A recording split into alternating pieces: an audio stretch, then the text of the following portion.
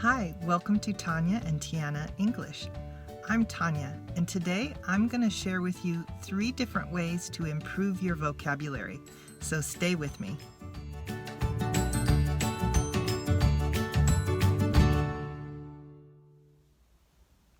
So I'm up here in northern Arizona this week.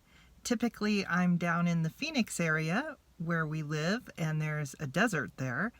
But this week I'm up in northern Arizona, and you can see in the background there's a lot of pine trees and snow.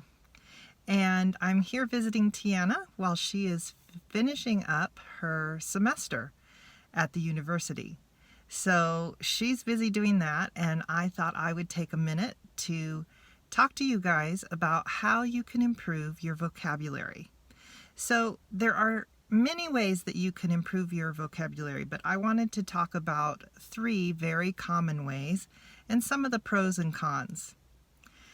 One way that a lot of people think of when they're thinking of how can I improve my vocabulary, how can I learn more words, how can I sound more like a native, a lot of people think of getting a list of vocabulary words that they can study.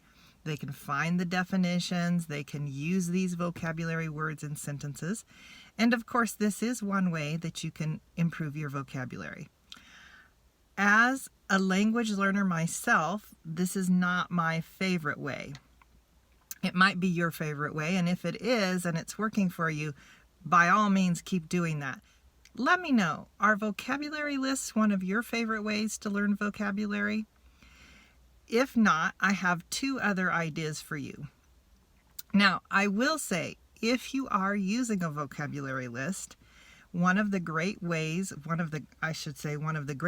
about using a list is that you can get words that are at or near your level, and you can kind of keep track of which ones you've already learned. I have used this way or this manner in the past. It's just not my favorite way to learn vocabulary. All right, another way to learn vocabulary is to do a lot of reading in your target language. So, if you're learning English, then you want to find lots of reading material that's written in English. And there's a couple of ways to go about this. So, one way is to find material that is written specifically for learning English and specifically for the level that you're currently on. So for example, if you're currently at a B1 or a B2 level, you can go online and find material that's written specifically for learning English and read that material. Now, I do know of an author, his name is Ollie Richards, and he writes materials in levels for English learners, and he points out specific vocabulary words and gives definitions in the book or the ebook, whichever one you're going to use. And I've used his materials when I've been learning Spanish as well. This is an excellent way to learn the language, but is only one way that you can use reading to learn vocabulary. Another way, and the way that I use the most often, is to find materials that are not necessarily written for learning your target language, but rather they're written for native speakers. So for instance, find a newspaper or a magazine or even a book or an article written in English, written for people who already speak English. Now the trick to this is to find something that's not too difficult. I would even err on the side of being a little bit on the easy side. And the reason I say this is that you don't want to get discouraged. If you get discouraged or it's too difficult, then you're not going to be learning a lot of vocabulary or anything. You want to read something that's enjoyable, and the best case scenario, or the best thing to find, is something that has some words that you don't know. There are a lot of different ways you can go about this as well. Well, I shouldn't say a lot. There are a couple of ways you can go about this as well.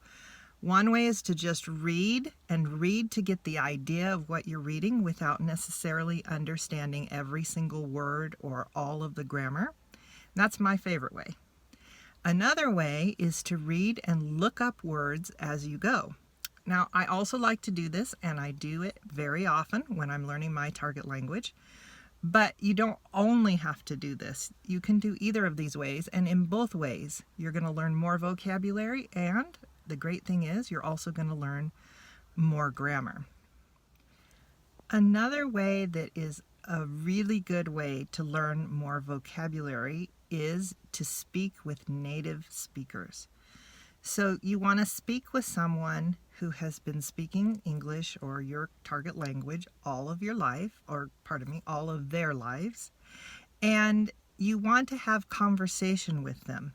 You can choose a topic, talk about what you're doing that day, whatever it is that will keep the conversation going. And I like to point out to people that it's a good idea to try and have the conversation go back and forth so that you are asking questions and hearing their answers, and they're asking you questions and hearing your answers.